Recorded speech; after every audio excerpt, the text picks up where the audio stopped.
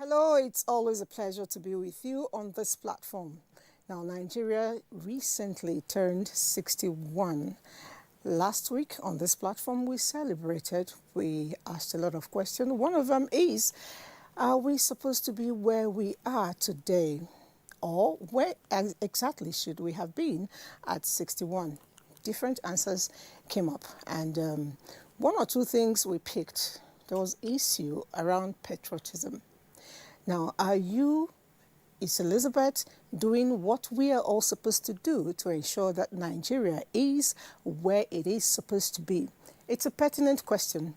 Now, we're going to be looking at the things we are supposed to do and how well or not we are doing it as of today within the environment, within traffic, within our homes, within the educational sector, health, all of it, name it. We are all responsible for one thing or the other. Not pointing accusing fingers.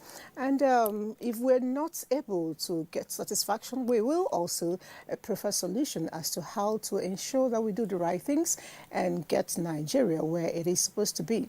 That's our trust for Weekend Deal today, and that is ensuring that we get to, hit our chest, ask ourselves pertinent questions. Are we good citizens? And even if we say yes, by way of your attitude, are you really, unveiling the fact that you are a good citizen, very patriotic? It's a question that will run through all sectors. But before we get all of that started, let's join Francis Ogbe to give us background and, of course, guide us into the day's discussion. It was John Kennedy, the 35th President of the United States, who said in his inaugural speech, "Ask not what your country can do for you. Ask what you can do for your country." The quote inspired children and adults to see the importance of civic action and public service. Can the same be said of Nigeria and Nigerians? Nobody is thinking of what can I do for Nigeria. Everybody is thinking of what can Nigeria do for me. That is not what is obtained in those climes where we tend to want to copy from. Why would people want to blame government? I mean, a man who you knew to be an average living Nigerian becomes a councillor or becomes a local government chairman. Tomorrow he starts driving in some of the best SUVs there are. Tomorrow he starts living in a mansion that you know is well above his means. How can you believe in that kind of system? So the rush to get to that same place becomes the order of the day, because I want to go and steal from the national cake. In the Western world, they have been running the system for quite some number of years, and the system is already working. There are power supply, there's electricity, there's housing service, there's road network, there's security. But here in the African context, we will see that we are still building. One wonders, for instance, why some Nigerians travel abroad and obey the laws, but when they come back home, they find it difficult to obey such. Is there a spirit behind this? Because we've lost our moral values. That sense of servitude to the country is not there. The whole idea is that we're just very rascally because we believe we can get away with anything. Why? Because the laws don't work. Are the laws not there? The laws are there. We have laws in abundance. But the bottom line is that you think, imagine people will tell you steal so much so that if the anti-graft agencies come after you, you settle them. Now, if that's the kind of orientation, tell me, how can we ever make a headway? The world should be coming to Nigeria now. We shouldn't be going to embassies fighting to get visas to escape the worries of Nigeria. When you pick people from the airport, they tell you, oh God, I'm back to this country again. It's just like there's this thing that falls on us. But For God's sake, the land is green. The problem is you and I. It's not Nigeria. We really don't believe in ourselves. We don't believe in the system we are building. There is a rule of law. If you offend the government, you will be sanctioned. A president go to jail. If you go to France, go to Belgium, go to all the South Africa here, you will see that so many things are working. But in Nigeria, the perception we have is that I will have a way to buy my way out. The need for agencies responsible for the fight against a thriving multi-million-dollar illegal trade in counterfeit drugs, vaccines and other medical products cannot be overemphasized. Just recently, the National Food and Drug Administration and Control (NAFDAC) alerted Nigerians on the circulation of poisonous frozen chicken and turkey imported into the country by some unscrupulous Nigerians. For those involved in this nefarious act, where is the place of love for country and love for humanity? The man that is doing that is because he believes somebody sits down in his office and adds figures to figures, and he turns out rankedly, mazi in society. But what can I do? Can I go and do yahoo yahoo? Can I go and retrade tires and come and sell, even if it kills everybody on the road? Can I go and, Can I import fake fertilizer, even if it is killing the soil? Can I import fake drugs? I mean, that's the height of recklessness as far as humanity is concerned. Because you don't mind if the other person dies, so that you probably drive a Jeep, so that you get rewarded with a chieftaincy title, so that you get a good part of town to live in, so that you run for political office. You don't mind whose ox is God. You don't mind who loses his life. It really tells you the kind of mindset that people have in making money, the crook way of making money. In the upper side of the Western world, they cherish integrity and value. Waste poses a threat to public health and the environment if it is not stored, collected and disposed of properly. The perception of waste as an unwanted material with no intrinsic value has dominated attitude towards disposal. Thus, we see a lot of indiscriminate disposal of waste. Nigeria is a great country waiting to manifest, but it is up to us, individually and collectively. Everybody needs to get involved. The media, thank you for what you are doing. Our churches, the mosque. If you are a traditional, what have you, when you go to your shrine, they should also talk about the virtues of patriotism. What comes with patriotism? We need to go back to where we were. Let's teach our children social studies. Let's teach them who is a Nigerian. They need to understand who a Nigerian is and his responsibilities to the state. It's not always demanding for, oh, government should do this, government should do this. With every demand comes reciprocal responsibility. If you see somebody throwing trash outside his window, flash him and tell him, guy, go and pick that thing, put it in your car. When you get home, you dispose it off properly. When you're at the airport, if you're supposed to be in a queue, please wait for your turn. The only thing that we need in this country is value orientation. We still need to go down into the grassroots. We need to start sensitizing ourselves. It is very, very important. Our focus on Weekend Deal today will be on national orientation and the need for attitudinal change. Weekend Deal. All right, I told you that a guest is with me, and we actually took time to watch that together. We're going to be analyzing that and even more. Who is this guest? He is the CEO of Stride Leadership, Polycarp Baja. Thank you for joining us. Thank you for having me. I'm wondering, as you have mingled with the very young people, trying to mold their characters, making a paradigm shift from being wayward to being responsible. What is the problem when we talk about trying to create the right citizenship? Well, first of all, our functions and our dysfunctions in life, they depend very much on the values that we have embraced and the virtues also we develop. Because when you talk about values, you're talking about standards of living, standards of truth, standards of integrity, standards of justice, standards of equity, stewardship and so forth, honesty. And those are values. Virtues are the things that are actually the inner development, the development of our inner selves. And I'm talking about the virtues of faith, of hope, of love. These are not just behaviors. These are actually inner virtues that power the things we do on the outwards. If a person says he wants to do something, the inner virtue of faith makes him believe in himself and believe that it is possible. And the development of virtue of hope makes a person have a picture of the future.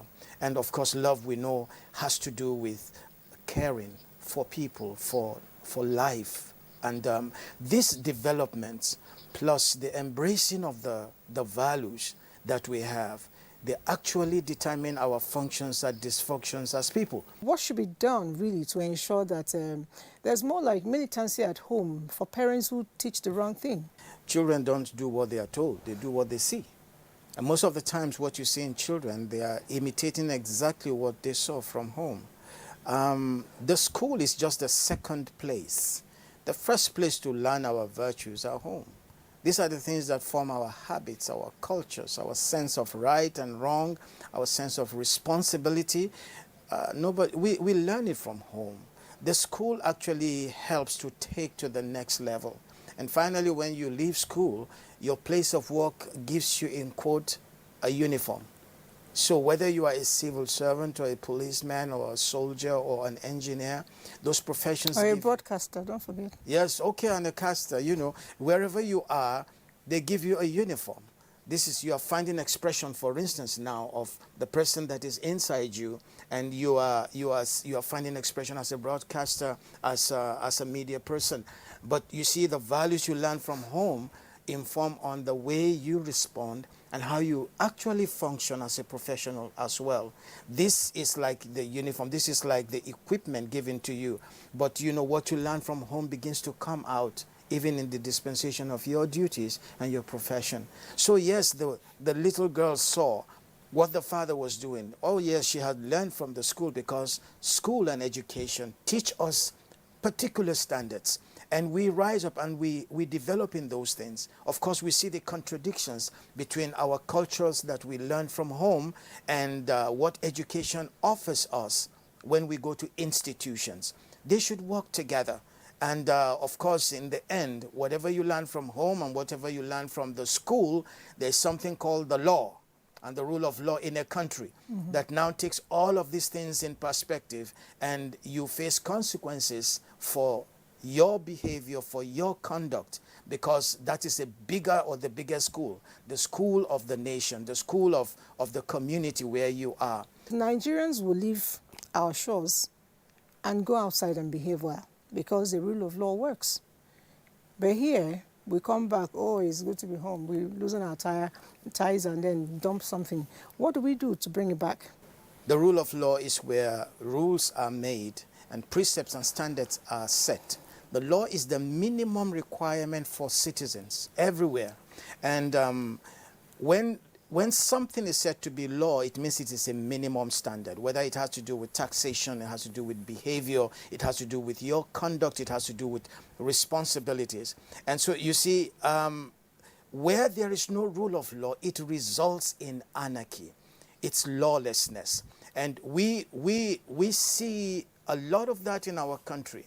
And very sadly and tragically, probably the most lawless in our nation today, are the people who are supposed to be the lawmakers and the custodians of it, the leaders, the political leaders and so forth. Because if they do not keep to the rule of law, if they do not live by the rule of the law, they send a very strong message to the rest of the citizens.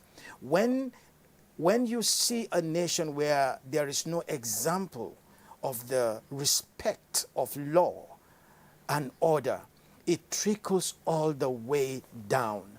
And today, this is one of the tragedies in our country.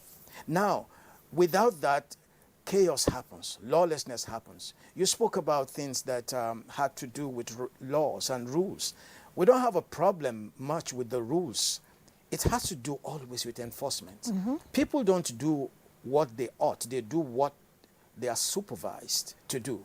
And if you don't do that, then The leaders are failing in their responsibilities, because if there is no enforcement, then it means there is no consequence to disobedience of law. Whatever you are, a captain of industry or just an ordinary person on the road, a trader by the roadside, if you show that there are consequences to lawlessness, then you send a powerful message that forces people to conduct themselves aright and to be law-abiding. Right. And if we don't have that, then you see the tragic situation we have in Nigeria. Okay, it will definitely be. And you're talking about the leaders, the lawmakers and all of that. There's a question here, but before I take it, it's still bothering around what you said. Let's quickly join NTA Abuja, get to find out the caption, the demands in humanity, in the health sector, and how that plays out as good citizens. Let's see it. With the numerous health challenges currently in Nigeria, ranging from communicable to non-communicable diseases, it is important to combat falsified, substandard and counterfeit pharmaceutical products. The Pharmaceutical Society of Nigeria, PSN, reveals that at least 70% of the drugs in circulation in Nigeria are fake, and most substandard drugs are being imported from other countries. Most of the pharmaceutical companies in the country have not been able to fully navigate these challenges, which makes the operation in Nigeria suboptimal.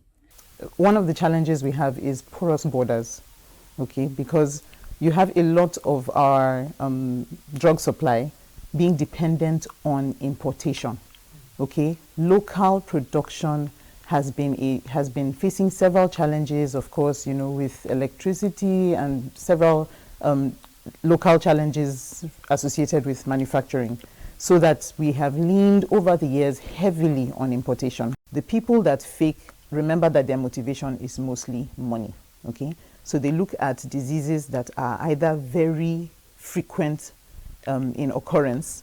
So you're looking at things like malaria, like the common cold, things that happen every year. You're guaranteed that people will have within it, that are seasonal, things like that. Or they're looking at chronic diseases. So you have diseases where, somebody who is diabetic, who is hypertensive, they take these medications for a long period of time. So it's like big market in the minds of these people who are faking. So the NAFDAC is aware of that and knows to target those. Now, unfortunately, with a pandemic, you also have the upsurge of use of certain types of drugs, because there's just a limited number of drugs that are of benefit to somebody who is infected with COVID. About 10 years ago, we were looking at a really terrible statistics where we had about 16.7% compared to the global average of about 10%, okay? The goal of NAFDAC was to reduce that to about 5% at least by the year 2024. Right now here we are 3 years away from that. I would say that with the efforts of NAFDAC, there has been a lot of improvement, except that with the global pandemic and all the challenges associated with that, there has been a challenge again, an upsurge. We still import products, pharmaceutical products, from countries like India and China, which of course we know these countries have been labeled among the top 5 for fake drugs. We have unlicensed distributors.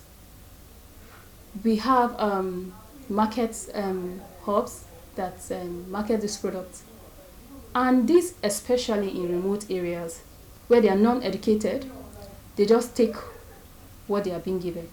You can imagine taking fake drugs. A fake drug is being circulated in the system, treating for the management of hypertension. And then somebody is taking it unknowingly. And then if you are being treated, the BP keeps skyrocketing, going higher and higher, and every day it tends towards stroke. And then maybe the patient tends to die. And you get anyone for migraine? These falsified drugs contain bad substances like chalk in tablets and milk in capsules, with little or none of the active ingredients. Evidence mounts that some fake drug producers are propagating this act for monetary reasons, and also consciously spreading infections like HIV and AIDS and the trending coronavirus. These actions question the place of patriotism in Nigeria. It's the kind of thing that is like sending out something that can just explode and damage anybody, and you can't control who. So please, if you are somebody who is involved in any way, whether in the importation, in the purchase, in the distribution of these things, please think of your family, think of yourself. You cannot possibly want to enrich yourself by killing yourself. We have a lot of patriotic Nigerians. I believe that strongly. But what happens is what bad news makes the news. Unfortunately, even people outside the country, they hear about all this bad stuff, and it looks like if Nigeria is bad. Being patriotic might mean that I see a case of an illegal drug somewhere, and then I bring it up. We are here to help ourselves. The government cannot do it alone. NAFTA cannot do it alone. Let's ensure that these drugs are being gotten or procured from reliable sources, from licensed practitioners, pharmaceuticals.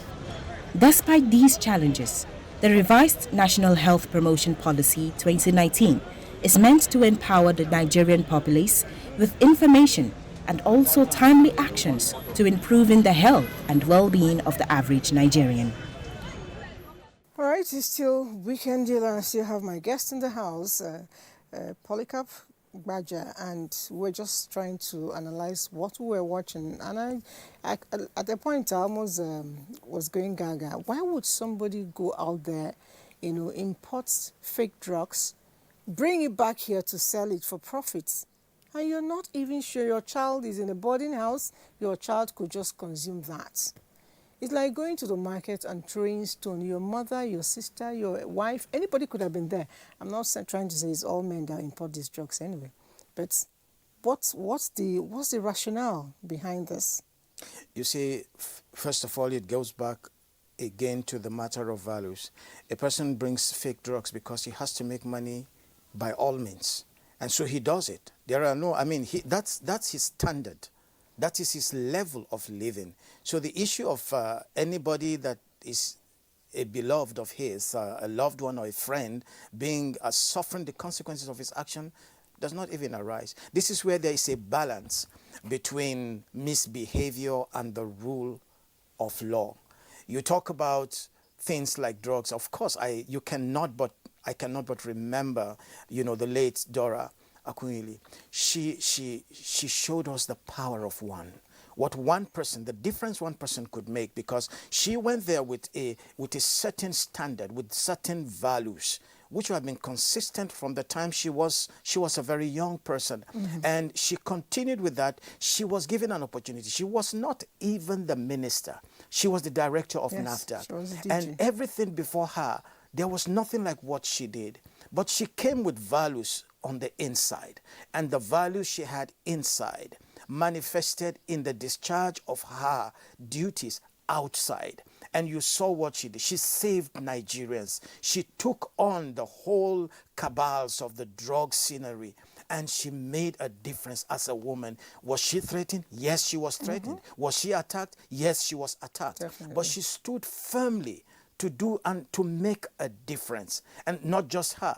If we remember Ebola, and we could see what another woman, the power of one, in 93 days brought Ebola, helped to bring Ebola to a standstill. Nigerians will have died like crazy from the top to the bottom. But one woman, because of the values she had, she stood up. And because of her, many of us in Nigeria today, we are alive. The power of one person, what one person could do because of values, and she stood for it. If you really don't like something happening, you should, maybe what your father did, you didn't like it, you should not, toe that line, be able to sieve the bad and the good. How do we begin to, really put that to use? Are there institutions we should, employ to ensure that even if your leader is bad, you should be able to step away from his shadows and find a new one? How do we cause that change? Families are where standards are set, where values are built. There is no other way. You can't delegate it to schools. A lot of people trying to, maybe look for money or trying to build careers, and they leave the nurture and the values the children have to either the school teachers or the internet. We pay for that. When there's no parenting of our children, it is clear. They see what we do. We shoo them off. We send them to playgrounds and to play schools and to other places. When they come back home, we get lesson teachers because we want to get them out of our hair. They are an irritation to us, and the children feel it. They know you don't really cherish them. You don't want to spend time with them. Sometimes you throw things at them. They want love from you. They don't learn it anywhere else except from home. A mother who has never been to school loves her child. The child, even if he becomes a PhD, whatever he becomes, will never forget the woman that loved him. She doesn't speak grammar. She doesn't do English like he does. But he will never forget what love made him to feel. And these are the things we need to inculcate. When we care, when we love, these values, these virtues of love, of hope and faith. I grew up, I watched my father. My father was a secure person. He sent his wife to school when he couldn't continue his education because he just could not find anyone to buy him glasses.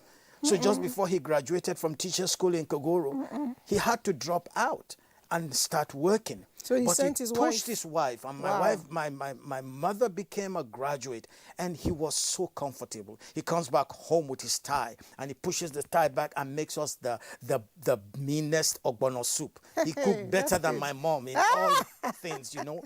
And he showed me that you could be secure as a man, and I don't have to prove anything. He sent her. What you couldn't do, he said, go be for the family. You know why he did that? He understood very well that it is said that two will become one, and then he made his mom, your mom, which is his wife, his own other half to go to school. So he was actually a graduate as well. All right, speaking about graduates and all of that, let's see. We've hovered around the corridor of education for a while. Let's see our attitude and the educational sector. Still speaking about good citizenship. In the past, in what some analysts have described as the golden era of our educational system, the Nigerian educational system was adjudged as one of the best in the world. It attracted students from all over the world. There was healthy competition among the universities.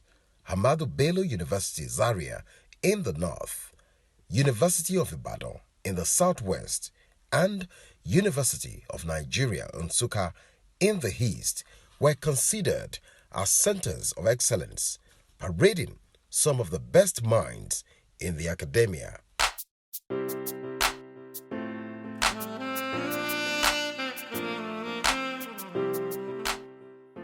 Recall that even quite some time in our own country, the Ghana that is close to us here, we used to have some Ghanaian teachers that were teaching in Nigeria, even as far as our secondary school teaching there. We used to have some time when we were having Sri Lankans or the Indians coming to serve as teachers in Nigeria. That was some years ago. Now some of those things are no longer available. They are no longer acceptable due to challenges which is as a result of mismanagement of issues in the country. At the time, the best black people, black brains were here in Nigeria, including a place like APU. We left that liberal path to transforming society, educating people, making them agents of transformation. However, somewhere down the line, things began to fall apart. Standards took a nosedive. Acquisition of certificates became an item for the highest bidder. Mediocrity became the order of the day. Brilliant lecturers left the university system in droves to other countries and in some instances to other better paying jobs. In addition, the university system experienced the influx of unprepared students, resulting to cultism and exam malpractice and other unethical behaviors. Yeah, we have people, it just scores 200. Somebody who scores 2, 5 mark is admitted before the person. In other parts of the world, you admit those who have done well, and you create room for those who need to be, to be accommodated, to be encouraged. So in such a system, tell me where there will be excellence. One thing that people do not understand too is government is not the only player in the education field. The private sector equally has a role to play. And that's the more reason why today we're now talking about private involvement in education. Aside from that one, it's not only the government, we the parents also constitute a major challenge in the decay in our country. Parents are considered as major stakeholders in the educational sector.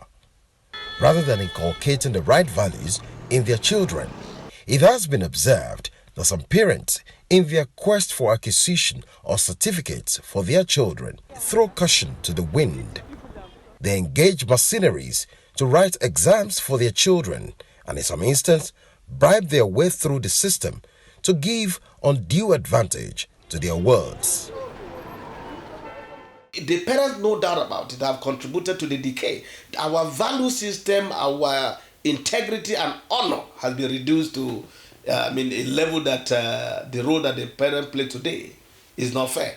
This thing has gotten to the level that even matchmaking in marriage, it has gotten to that level where parents even go to the extent by making sure that for any of their ward, once he or she is in school, they provide all that he or she is expected to have in life. So making it clear that they need not to serve or need not to look for any other thing. Your first place for being educated is the family.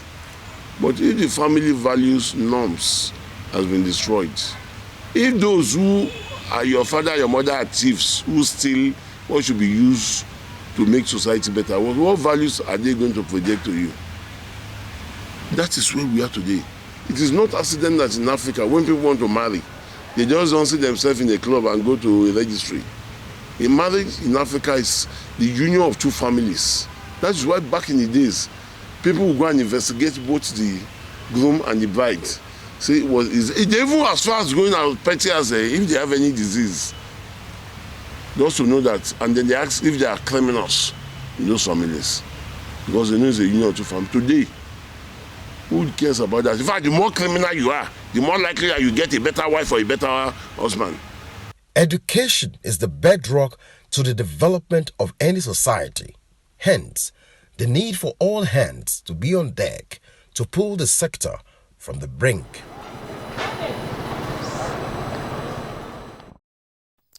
All right, educational sector and our attitude to it. And since we're speaking values, I want us to really go back a little bit. Parents in the past insisted on making sure their children acquired education, by way of not just the certificates, knowledgeability of the subjects. Today, parents are busy paying for their children's, examination results. And I thought by now it would have come down, but it's still on the increase. How do we begin to rejig that? You see, we'll go back again to the value system. And the value system will always need to be balanced by the rule of law and its enforcement. What are we telling people? Today, you see a lot of criminals go scot-free. You see a lot of educated people. 70% of our youth are not employed. You're sending a dangerous lesson to people that education is useless. So you see, in the end, the whole thing is about money. You watch our politicians. It's not about even caring for the constituencies they claim to represent. So what happens? They go to those places. The last thing they do is to help their community. They line up their pockets. And when they come back home, people crumble and tremble because they come in with those big, awesome jeeps and big houses that intimidate people. They go home. I mean, just a few days ago, I was reading, I think it was either ex-governor Okorocha saying something like 13.5 million is not sufficient to take care of us per month. And we are representing people who earn less than 30,000 per month. And that's your mindset. You see, you are sending a powerful word and lesson to people. So in the end, our community is moved by money. There is no dignity in anything else. You can have all the degree, and then you have students. I mean, you have graduates at home for 2 years, 3 years, 5 years, fending, trying to do something with their lives. And then the other person looks and says, look, mister, money is the end game for all of this. We have sent a dangerous lesson to our young people that education is useless. You will be poor if you're educated. But criminals can even negotiate prison terms. They can negotiate even how much to return. Who have stolen and looted our money. These are the things and values we have sent back to our people. So you come back now and you are talking about people sending our children to school. Yeah, you can have literacy, but that's not an education. You can have a person with PhD and it could be as useless as anything. And you have seen that people in public office, it's not so much even the level of education, both the educated and non-educated, you can see a dismal fall in our value system. Okay. And this is what we are looking at in our nation. All right, it's so sad, and you keep painting the picture, and I keep screaming. I wish this program was happening in my dream. So I get up and find out that it was all dream, and then I go like, okay, what happens in the dream? Stay in the dream, and my reality will be good. Anyway, it's our reality, it's my reality, it's yours, and just like my guest mentioned, it takes only one person to start the change. If one woman, two women could do it, you and I can still do it. Whether or not you're a woman, we can do it. We've been speaking with the CEO of Strides Leadership in the person of Polycarp Abuja. Thank you for coming on. Thank you, Elizabeth. Thank you I want to look forward to having you again. I've been learning you. I don't know whether you're a motivational speaker or a preacher. You sound like two of them. I'm an architect and I'm a pastor. All right. Oh, yes, that's it. Yes. All right. So let's take a break for now.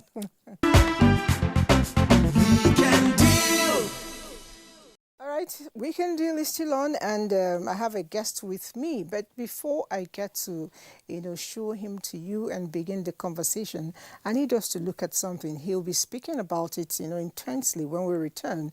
It's our work ethics. Yes, that's my passion. That's my passion. Maybe the first passion.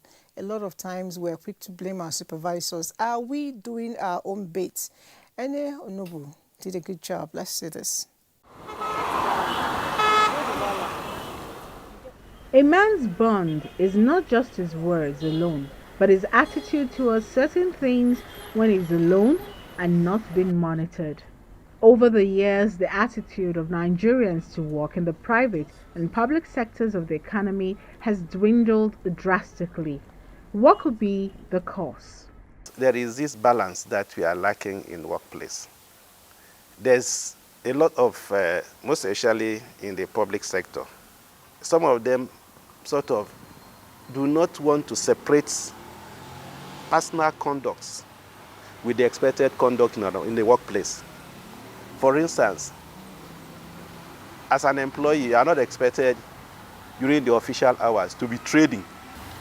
But when you get to maybe public sector, if you, for instance, get to the secretariat, you see somebody coming to work with a big bag.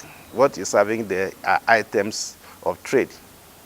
And then abandon what he's supposed to do and then concentrate more on his personal items. So that behavior, it is sometimes encouraged by lack of supervision or what happens in the workplace in terms of supervising the ethical conduct of employees.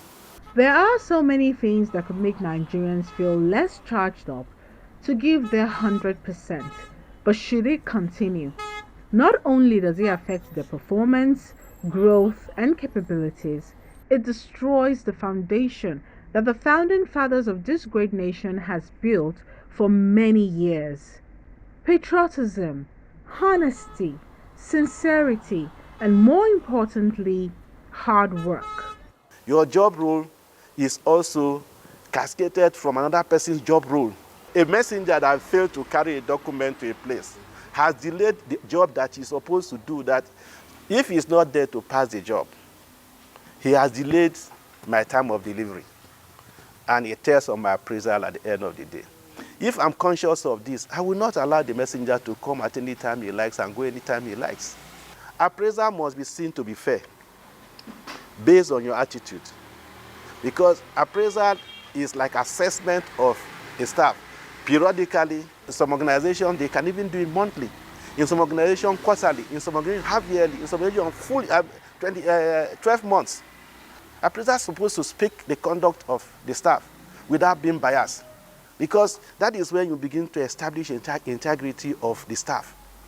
Every person must, as a matter of commitment, show responsibility and accountability at the end of the day. The question, therefore, is if it were your business, would you not give it 100%? Would you not give it everything? Would you watch it crumble before your eyes? Would you not be held accountable for anything that happens to it? A nation needs all it can get from its populace, especially its workers, be it in the private or public sector. No matter the challenges, the collective responsibility is ours. There was what we call war against indiscipline by the Agbon regime.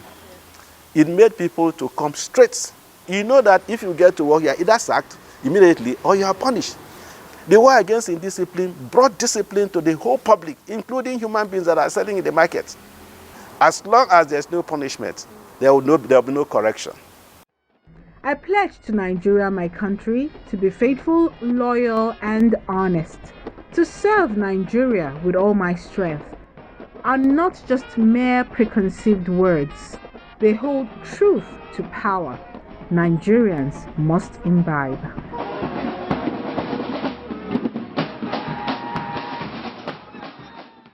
All right, attitude to work in the public and private sector. And I said we're going to talk about that deep down. I have with me a member of the Federal House of Assembly representing Goronyo Gada Federal Constituency in the person of Honorable Musa Sakin Ada.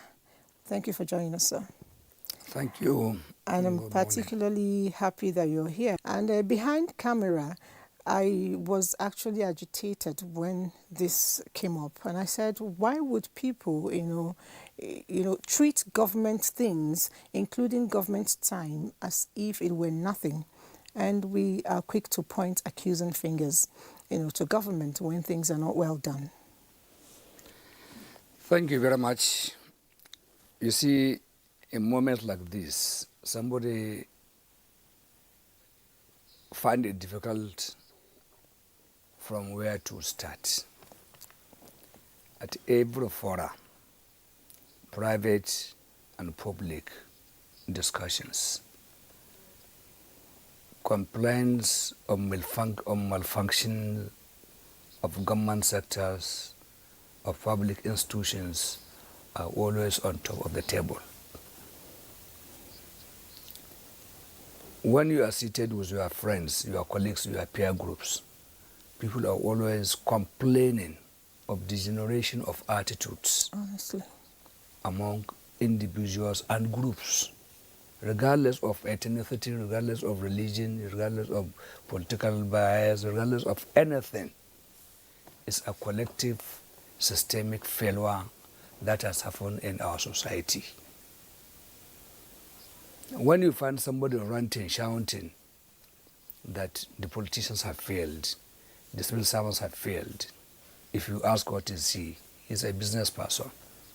If he owns a shop or he owns a company, go to him when you want to transact a business, you find him cutting corners. Mm-hmm. Whether it is formal organized sector or an informal organized sector, even the market women selling gari, selling vegetables in the market, or even bus conductors, it is general. Exactly. Many people have said much things and expressed concern about our attitude, of how our behaviors have affected our psyche and our the expectations of our behaviors. I think what I will add, not in conclusion, is just every one of us, from family level to workplace to schools, everyone should ask himself, from morning to the end of the day, what have I done good? What have I done right? In civil service, do we have good monitoring to ensure that everybody employed contributes his or her own quota in a given hour? I'm now about 15 years off the civil service.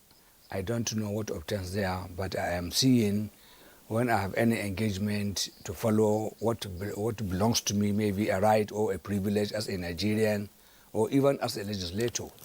I saw how I'm being treated. For example, if I go to renew my passport in the passport office, or if I'm traveling, I go to purchase a ticket and I went to the airport to screen myself before I go, I see the attitude of workers. It's quite different from what we left when we were in service. It was better when you were in service? But very better. Let me give you instances. I used to, by then reporting time to office was 7:30 a.m. I had a motorcycle. During the Harmattan period, Sokoto was very hazy, it was very dusty and hazy, but notwithstanding, I will always try to be in office by 7 a.m. The permanent secretary of the Ministry of Education then, he's now late, may his soul rest in peace, was always the first to arrive in office before me. I kept on asking myself, one day I asked his driver, how come every time I come with the pump set is here before me? He said, so, look, you always listen to a BBC radio. You know, we are very, Hausa people are very attached to listening to Hausa, BBC and all those international radios in the morning. By then, BBC starts 7:15 and finishes 7:15. So he said, the pump set comes to listen to the news in his office. So we leave home by 6:15. So we arrive there 6:30 and by 7:15 he listened to, but you listen at home. So I now bought my small transistor and keep they call it shortwave, Abi? So it's shortwave. So also immediately after my morning prayer, I will go and take my bath. I will not take my breakfast. I will just come to the office. So I will come earlier than the pump sec. And the closing time was 3:30 p.m. The pump sec will not close until 5 p.m. I will not close my office until I go and ask him whether I can go. But now that doesn't happen. You find people from top to bottom. In fact, those that are at the top don't come to office until 11 o'clock. And they close at will. If you go to schools, I believe the same situation happens now. In those days, like I was telling you, I used to go to office 7:15 to arrive there by 7:30 and I found my professor seated there. I had my first kid. I was taking her to the nursery school there as early as 6:30. Yes. And when you go there, you find somebody that will receive her. The teacher was already there. Yes, somebody was there to receive her. So, and the closing hour time by 12:30 p.m. for nursery school. When you go there, they're also there. And they will make sure they account for everybody. You have to sign before you collect your child. Right, without meaning to cut you short, you really touch where it hits me. But another place I find quite a bit of challenge with Nigerians, and sometimes your group, the honorables are also indicted, is politics as traffic. Let's see our attitude on the road as good Nigerians or, in quotes, bad Nigerians. At almost every busy street, especially at traffic stops in Nigeria, there are so many common sights and sounds that can be perceived on a daily basis. From impatient public drivers incessantly blaring their car horns, no light, go. Tell her, make you go. to public commuters alighting from vehicles at unsafe parts of the road. These are just a few of the myriad of violations that go on every day and hinder the smooth flow of traffic. The offenses that are common and are very, very important for me to mention here are: one, no use of seatbelt. Another one is use of phone while driving. Another one that we see at a glance is wrong overtaking, overloading, or you park in an obstruction. Even overconfidence is part of it. Then route violation. Imagine somebody that's supposed to pass through the right lane is passing through the left lane. Even pedestrians are not left out in these violations. The pedestrians, they too are not helping matters. One, they don't know the use of the zebra crossing. They need to be enlightened and they need to be guided and informed. Because why should somebody be crossing the road at the zebra crossing when the green light is on. It's not a good or welcome idea. And by the pedestrian bridge, they will leave the bridge and they'll be crossing. These are what causes gridlock and causes RTC, which we refer to as road traffic crash. All we want to say is that this should stop, and we don't, because it's not portraying us as a good nation, particularly where we have other foreign nationals, in the queue, and they will say, "What is happening with these people? Are they with their right senses?" So these are the offenses that are critical. These violations and misconducts seem to point to a couple of factors, one of them being a disregard for road regulations and related authorities, or in some cases, blatant ignorance. We need to go out and enlighten them. Take it for instance, we met a big man. I said, why are you standing on the zebra crossing? He said, what is it? I don't know. I don't know the meaning. I don't know the importance. You don't know the meaning of, you don't know the importance of a zebra crossing? We now enlighten and educated him. Also, there is the African mentality of leaving for a journey at the very last minute, hence rushing, which inevitably leads to overspeeding for motorists. African mentality has negatively contributed to this. My advice to Nigerian motorists is that they should see themselves in the position of the less privileged that doesn't have leg. Yet they get to where they are going. They will be rolling on the ground, yet they will get to where they are going. Why can't we start our journey maybe a day before going out? Stricter rules and penalties for all offenders would serve as a deterrent for any future offender and make our roads safer and our journeys smoother. All right, I like that bit where he says he does not understand the meaning of zebra crossing. I think he actually thought it was for animals. I don't know how that works. But then, pulling it back to where we stopped in our conversation, which is, losing our values, which is why we're misbehaving. I like solutions proffered, because if the civil servants don't behave well, if the public servants don't behave well, it trickles back to the revenue for the government. On your beat, what do you advise that should be the way of reorientating ourselves? The way we should reorient ourselves is like I've started saying. It is the duty of everybody, especially from the family level. Family, a father and a mother, a wife or a husband should sit down with their kids to try to teach them the ethics of living with others, what they are expected to do when at home and when they go out. That look, this is the norms, and anything contrary to it is abhorred, and we should not do it.